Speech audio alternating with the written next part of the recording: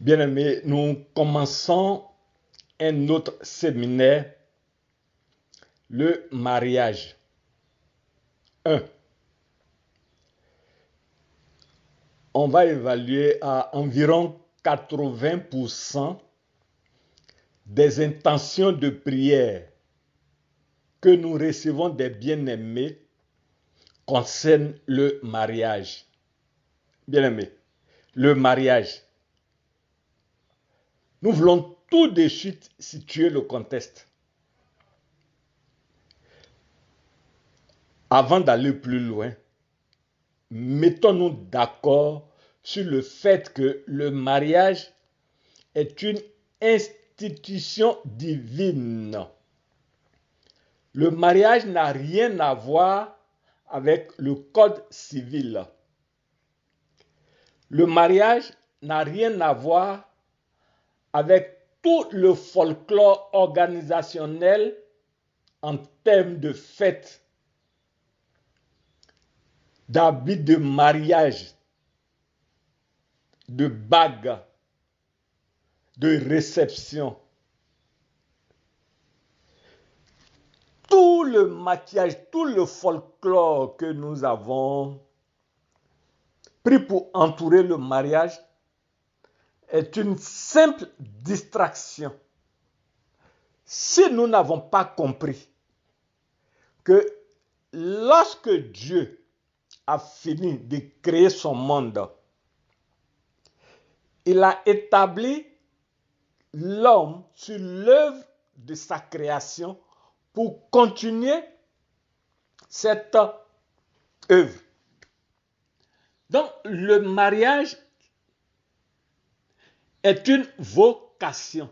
C'est Dieu qui appelle l'homme et la femme, qui les met en mission dans le cadre du mariage pour continuer l'œuvre de la création.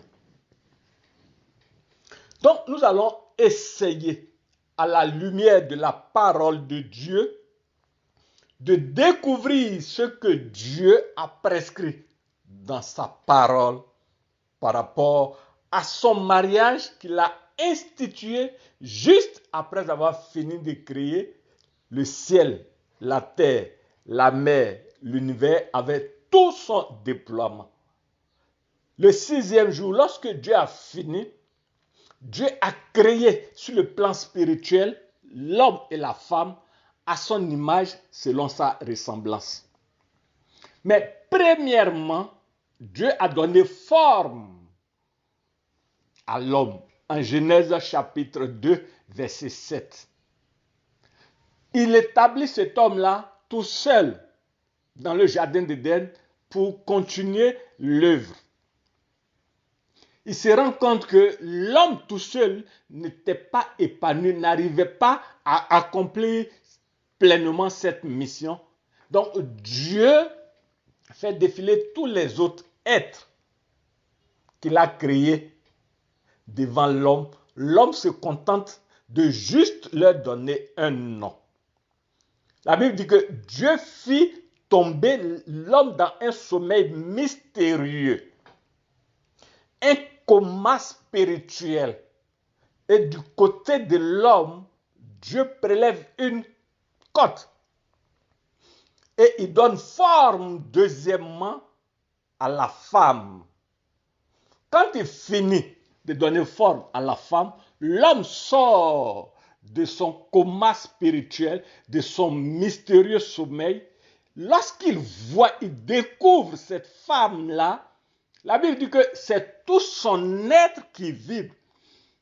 Tout, ça dit, il exprime ce qu'il ressent de manière extraordinaire à la vue de cette femme-là. Il dit, cette fois-ci, en comparaison à tous les autres êtres que Dieu a fait défiler devant lui, Genèse 2, de 21 jusqu'à 24, et là, nous découvrons le fondement du mariage.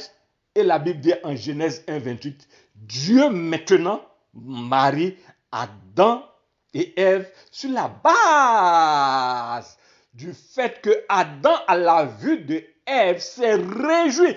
Tout son être entier s'est réjoui maintenant. Genèse 1, 28, la Bible dit, Dieu les bénit. Voici l'origine biblique du mariage.